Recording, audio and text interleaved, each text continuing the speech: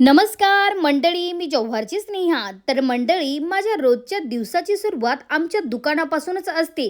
सकाळी यायचं, दुकान खोलायचं, दुकानातली कामं आटपायची. आता मी तर रोज यांना बिस्किटे टाकते.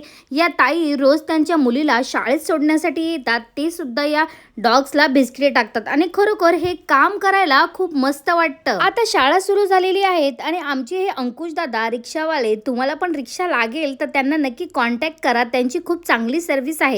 दूधवाले मामा आले होते, त्यांच्याकडून दूध घेतलं, थोड्याशा गप्पाही मारते त्यांच्यासोबत रोज आणि खरोखर त्यांच्यासोबत बोलून खूप मस्त वाटतं.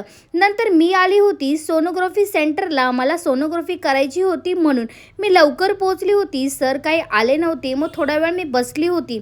आता सर आल्यानंतर इथे थोडी गर्दी झाली आणि माझी सोनोग्राफी झाल्यानंतर मी निघाली घरी जाण्यासाठी. रस्त्यात थांबली, देवासाठी हार फुलं वगैरे घेतली आणि इथे मी शाही किराण्यामध्ये आली होती. हा कॅमेरामध्ये यायला खूप लाजत होता.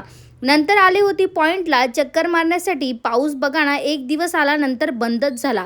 केतनने माझ्यासाठी गावामधून फ्रूट्स आणले होते, ते थोडेसे बसून खाल्ले. मके आणले होते मस्तपैकी, कुकरला 2 शिट्ट्या घेतल्या आणि उकडवून घेतले. ते आम्ही मस्त टाईमपास करत खाल्ले. ध्रुवीचं पार्सल आलं होतं, मग काही इथे आम्ही पार्सल ओपन वगैरे केलं.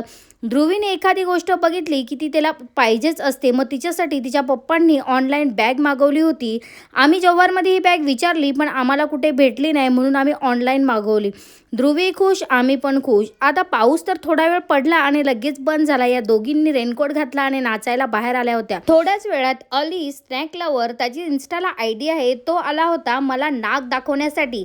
आता तो मला दाखवण्यासाठी आला होता, पण इथे आमच्या एरियातली सगळी पब्लिक जमा झाली होती नागाला बघण्यासाठी. आणि साईजमध्ये हा नाग खूप मोठा होता. खरोखर त्याला बघून तर भीती वाटत होती, पण तो एकदम शांत होता. तर मंडळी, इन्स्टाला स्नॅक लवर म्हणून त्याची आयडी आहे, तर त्या आयडीला तुम्ही नक्की जाऊन फॉलो करा आणि आपल्या अली भावाला सपोर्ट करा. खरोखर तो एक फोन केल्यानंतर हजर होतो आणि आपली सर्व कामं